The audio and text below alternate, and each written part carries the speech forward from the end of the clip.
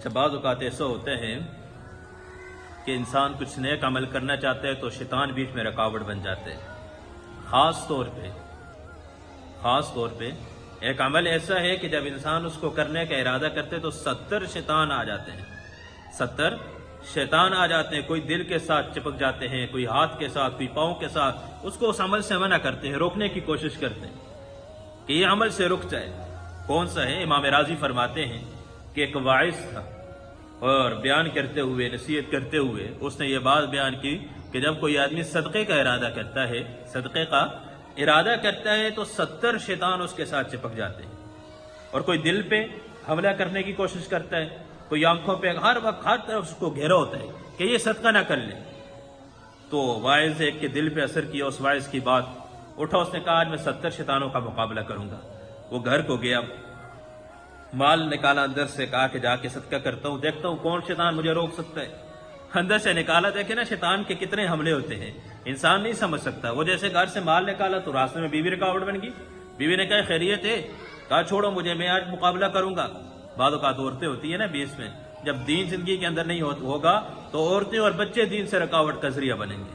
جب ہماری زندگیوں میں دین نہیں ہوگا تو پھر یہ عورتیں اور بچے دین سے رکاوٹ کا ذریعہ بنیں گے۔ جب ہی اللہ کے نبی نے فرمایا کہ ویسے بھی ان کو اولاد کو کہا یہ فتنہ ہے کہ انسان اس کی محبت کے اندر نہ گھر سے باہر جا سکتا ہے، نہ اللہ کے راستے میں جا سکتا ہے، نہ کچھ اور عزت کو اور خیرات اسی ڈر سے نہیں کرتا کہ میرے بچوں کا حق ضائع نہ ہو جائے۔ یہ شیطان کی ایک چال ہے، بچوں کا حق اپنی جگہ، لیکن انسان کم از کم اپنی آخرت کو تو بنائے، کم از کم اپنی آخرت کو تو وہ بنائے۔ ایسا نہ ہو کہ کسی دوسرے کی خاطر، دوسرے کی دنیا بنانے کی خاطر انسان اپنی آخرت کو تباہ و برباد کر لے۔ تو میرے عزیزو، ایسے ہی اس نے نیت کی اور ارادہ کیا کہ میں صدقہ کرتا ہوں۔ بیوی نے کہا نہیں ہو سکتا، تو وہ رولا بنا دیا اس سے اور بڑا فتنہ بنا دیا۔ ایسا ہوا کہ وہ واپس آیا، مجلس میں بیٹھا، اور جو واعظ سے بڑے جوش سے گئے تھے، بتا کیا ہوا؟ یہ مجلسیں ایسی ہوتی ہیں نا، دین کی مجلسوں میں انسان کا ایمان بنتا ہے، انسان کا ایمان بڑھتا رہتا ہے۔ تبھی اللہ کے نبی نے کہا ایسی مجالس حاضر کیا کرو، ایسی مجلسوں کے اندر بیٹھا کرو، اس سے ایمان ترقی کرے گا۔